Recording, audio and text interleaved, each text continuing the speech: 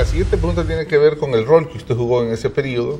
Usted está consciente, supongo, que algunas personas estuvieron muy pendientes de su actuación en la doble dimensión de dirigente del FMLN, pero sobre todo en la dimensión de presidente de la Asamblea Legislativa. Algunos le llegaron incluso una o dos personas lo llegaron a mencionar como el gran obstaculizador del acuerdo, como una persona que estaba empecinada en acatar mejor lo que decía la Corte Centroamericana de Justicia. Incluso algunos filtraban el dato de que cuando usted llegaba a las mesas de diálogo la cosa se entrampaba. ¿Cómo toma esas que son de alguna manera críticas que se escucharon en este periodo de 4 o 5 semanas? Mira, yo las tomo con un enfoque más bien anecdótico. Yo siempre lo he dicho, las personas que no tienen ideas fuertes ni principios fuertes y no pueden confrontar ideas, entonces se dedican a atacar a las personas. Creo que lo dije quizás en un momento acá en tu programa, Jorge. Como no pueden matar el mensaje, quieren matar al mensajero. Yo defiendo ideas, yo defiendo principios, yo defiendo valores. Y para mí el Congreso de un país, la Asamblea Legislativa de un país y de nuestro país es una institución fundamental del Estado. Tanto que literariamente se habla, periodísticamente, políticamente se dice, este es el primer órgano del Estado, por un montón de razones. Pretender cercenar los poderes del Parlamento, que es la representación directa del ciudadano, me parece un grave atentado a la democracia. Y por eso tuviste un papel de este servidor y de 50 diputados más, 49 diputados más, defendiendo lo que creemos son las facultades del Parlamento, de la Asamblea Legislativa, escritas en la Constitución, no sacadas de ningún texto, llamémosle filosófico o jurídico de otro país, sino nuestra Constitución. Para defender esas facultades y para defender el rol del Parlamento en una democracia, hay que tener valor, hay que tener coraje y hay que saber enfrentar a los adversarios de ese concepto.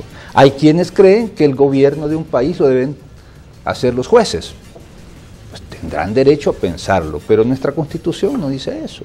Nuestra Constitución dice que tenemos un sistema de pesos y contrapesos, de equilibrios, donde hay instituciones que representan directamente a los ciudadanos, como es el Congreso, y donde hay otras que es el Congreso quien las elige. No al revés, la ecuación no se puede poner al revés. La legitimidad del Parlamento no puede ponerse en duda. Hemos visto en los últimos meses y posiblemente en el último periodo de tiempo todo un ataque sistemático al Congreso de este país, a los partidos políticos. A veces incluso algunos políticos ingenuamente se ponen en el papel de atacar a la Asamblea y a los partidos políticos. Yo he oído a un colega diputado de un partido que está en la Asamblea, un partido muy fuerte, que dice, es que las cúpulas de los partidos, y él es parte de una cúpula de un partido. O sea, me parece una actitud demagógica, una actitud irresponsable con su partido y con la ciudadanía que lo ha llevado ahí. Así que lo que hemos vivido, Jorge, más allá de esta discusión de elección o ratificación de magistrados, es una, creo yo, una verdadera crisis política donde se han puesto a prueba dos grandes conceptos. ¿Quién gobierna el país? ¿Quién tiene la legitimidad para tomar las grandes decisiones? ¿Los que venimos de un proceso de elección de los ciudadanos o aquellos que creen que por tener una investidura de juez pueden tomar las grandes decisiones del país? Me parece que ese concepto no nos lleva a una estabilidad política.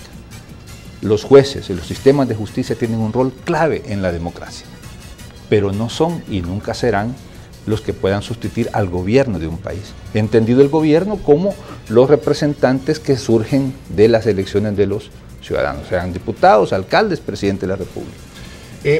Otros le reclaman que nunca se le escuchó a usted en este periodo, ni siquiera hoy cuando se apresta a presidir una mesa de diálogo interna de la Asamblea para buscar un consenso para subsanar el tema del fiscal general. Nunca se le oye, nunca se le oyó a usted el concepto de cumplir las sentencias de la Sala de lo Constitucional. Incluso ayer la prensa le decía, presidente, ¿van a cumplir la sentencia de la Sala de lo Constitucional? Y usted no fue concreto en decir sí vamos a acatar esas sentencias, ni tampoco lo hizo el día que se estaba según ustedes ratificando a los nuevos magistrados de la Corte Suprema de Justicia, ¿tienes algún problema con el concepto de acatamiento de fallos de la Sala de lo Constitucional? No, en absoluto. Con lo que sí tengo problemas es con decisiones judiciales que violentan la Constitución. Ahí sí van a encontrar un muro en esta persona y creo yo en nuestro partido. Toda aquella decisión que transgrede la Constitución, que violenta los límites de los órganos de gobierno, que adultera el texto constitucional a través de sentencias entre comillas, creo que merece el rechazo y merece el cuestionamiento. Por eso nosotros decidimos ir a una corte y esa corte nos dio la razón. Y quiero decirte, Jorge, que el papel que jugó la Corte Interamericana debe ser valorado en su justa dimensión. Yo estoy seguro que sin esa decisión, con esa sentencia de la Corte Interamericana, posiblemente todavía estuviéramos en el problema. Creo que fue decisivo, creo que fue sumamente positivo para generar un ambiente donde se hallara una solución. Entonces, volviendo al tema, ya en esta nueva etapa, yo no quiero que nos centremos en el problema, quiero que nos centremos en las soluciones.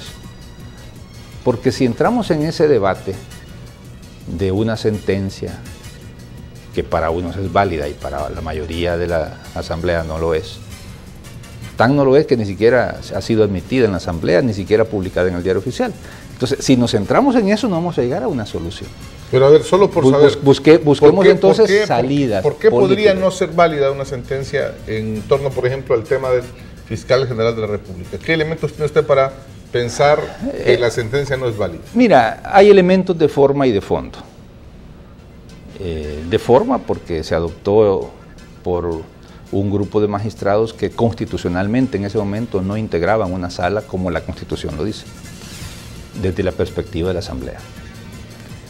Y de fondo porque no hay nada en la Constitución que inhiba a la Asamblea de haber tomado la decisión que tomó en el momento que lo tomó. Pero como te repito, no entramos a este proceso de diálogo a discutir eso, porque podríamos tener jornadas, decenas de jornadas, sin ponernos de acuerdo.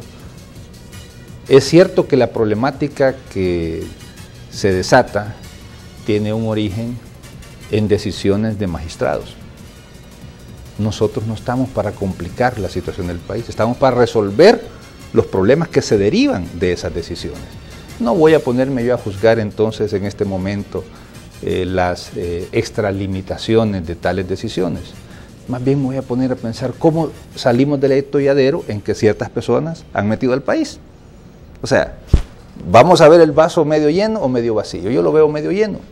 Terminémoslo de llenar con una solución que sea justa, que sea equitativa, que sea constitucional y que pueda tener el apoyo político, si es posible, por unanimidad.